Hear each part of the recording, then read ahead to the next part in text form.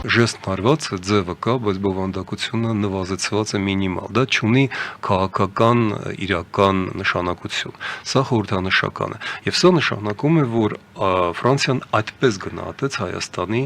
վերաբերմունքը մեր եվրոպական հեռանկարներ։ Մայիսի 28-ին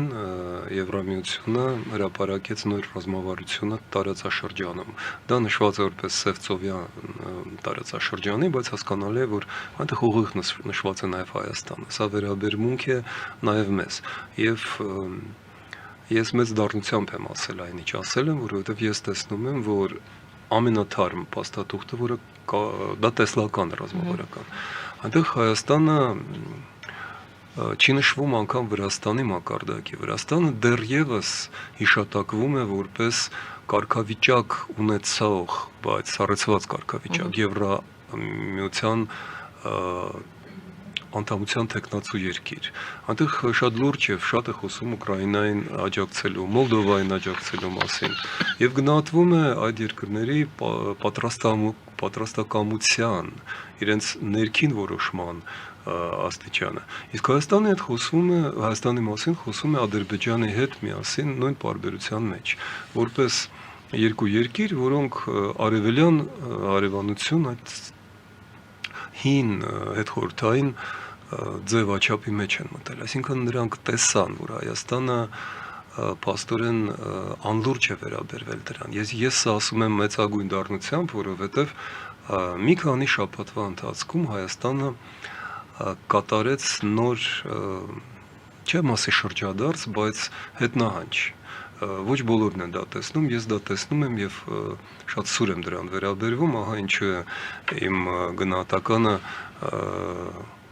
գերքննադատական ընկալվում։ Այո, ես կարծում եմ, որ պետք է ճշմարտությունը ասել արագ եւ հստակ։ Հայաստանի իշխանությունը այս պահին սառեցրել են փաստորեն եվրոինտեգրումը, այն օրենքը, որը պատրաստել է Եվրադաշինքը, որը Եվրադաշինքը ստորագրահավաքի միջոցով ստիպել է ընդունել, այո, ստիպել է, որովհետև իշխող կառավարական բուրգը եւ իշխող ֆրակցիան ազգային ժողովում չէին ցանկանում, իրենք երկու լսումների ընթացքում ուղիղ համարում էին դա, չեմ ուզում հիշաչար լինել, բայց այս պահին ես պետք է ապացուցեմ իմ տեսը։ Իրենք ասում են, որ դա արկածախնդրություն է, եւ ոչ միայն իրենք են ասում, որ դա ժամանակավրեպ է եւ այլն եւ այլն։ Ժամանակը ցույց տվեց, ընդամենը մի քանի ամսվա ընթացքում արդեն 24 թվականի աշնանը բոլորին կարծես թե պարզ էր, որ սա միակ հնարավոր ձևաչափներ, որը Հայաստանին գոնե պահեց միջազգային քաղաքականության մակերեսին, թե չէ մենք փաստորեն դառնալու ենք լուսանցքային ինչ-որ մի տարածք, եւ այն, որ մենք այդ հայտը կարողացանք ներկայացնել, վերադարձրեց հետաքրքրությունը Հայաստանի նկատմամբ, վերադարձրեց մեզ հույսը, կանգնեցրեց նորից արթնացած տագնապները եւ աճող արտագաղթ Հայաստանից, հույս տվեց նոր ներդրումների։ Այս ամենը հիմա կրկին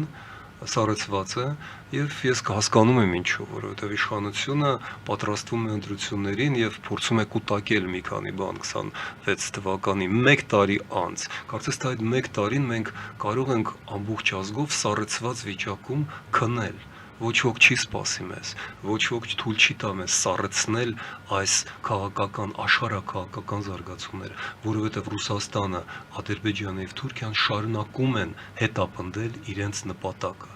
Զանգեզուրի միջանցքը, որը պահպանվում է միմիայն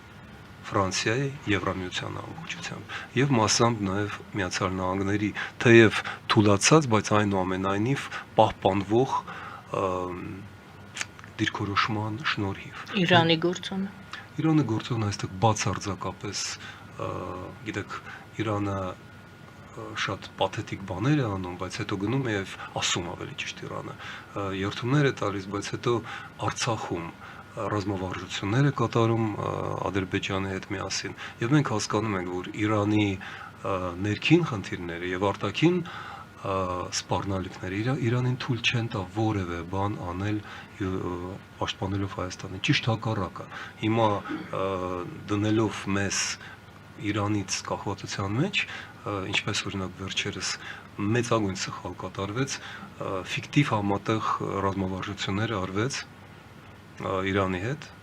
յուրաքանչյուրը իր տարածքում։ Այո, որտեղ դա է իրական, բայց դա հնարավորություն տվեց Ադրբեջանին պետքարտուղարությանը համոզելու, որ Հայաստանը օգնում է Միացյալ Նահանգների եւ Իսրայելի ռազմավարական թշնամի Իրանին։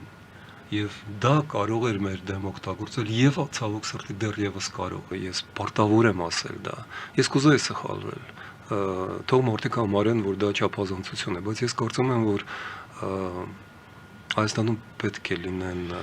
ուժեր, ժողովրդավարական ուժեր, ովքեր չեն փորձում գցնել կամ վարդագույն ներկել ամպերը։ Ամենատագնապալից օրերին, երբ մենք հանդիպում էինք պատերազմից հետո 23 թվականի ողբերգության շեմին եւ հետո, ես փորձում եի գտնել հույսի լույսը եւ մենք հաճախ խոսում ենք այն մասին, որ ամեն ինչ կորսված չէ, որ հնարավոր է անել դա։ Եվ մենք հասանք դրան։ Ինչ արեցինք մենք։ Եվրո դաշինքը կարողացավ բացել այդ նոր հարթակը Հայաստանի համար։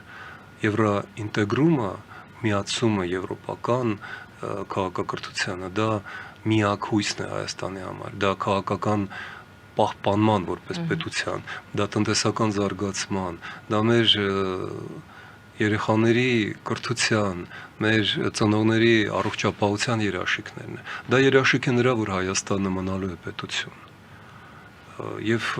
խաղալ այս բաների հետ իմ կարծիքով շատ վտանգավոր է եւ ոչ պատասխանատու։ Ինձ ասում են, որ մենք շտապում ենք, դուք շտապում եք, ես շտապում եմ, որ չեմ ուզում տեսնել այն ինչ արվում է, ուրեմն ոչինչ չի արվում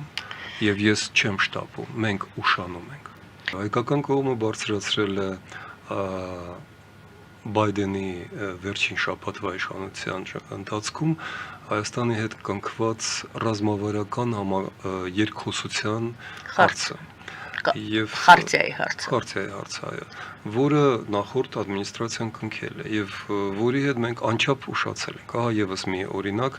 արդյոք մենք շտապում եմ արդյոք ես, թե մենք ուշանում ենք որպես պետություն։ Մենք ահա որ ուշացանք այդ ամեն ինչի հետ, մենք 4 տարի ուշացանք։ Վերջի շաբաթ նման փաստաթղթեր չեն կնքում, բայց լավ, ենթադրեցինք եւ ահա ինչի մասին է այս տարբերությունը։ Միացյալ Նահանգների ներկայացուցիչը լսեց այդ խարտիայի մասին, բայց դիվանագիտորեն ինքը այդ մասին չխոսեց։ Նա ուղղակի ասեց այո, որ մենք տեղյակ ենք, բայց նա զգուշացավ արտահայտվել այդ ուղղությամբ, որովհետեւ նա դեռ չգիտի, թե ինչպիսին է լինելու Թրամփի, իսկ այնտեղ ամեն ինչի որոշում է անգամ ոչ թե Ռուբիոն պետքարտուղարությունում, այլ Թրամփը,